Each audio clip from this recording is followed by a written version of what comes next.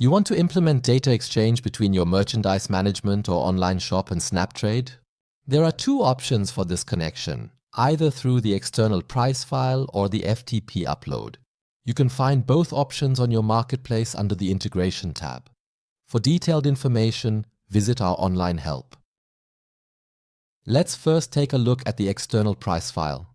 With this, you can import article data, price ranges, or purchase prices from your merchandise management system. All columns marked with an asterisk are processed hourly by SnapTrade. SnapTrade can load a CSV file from a URL according to our predefined file template.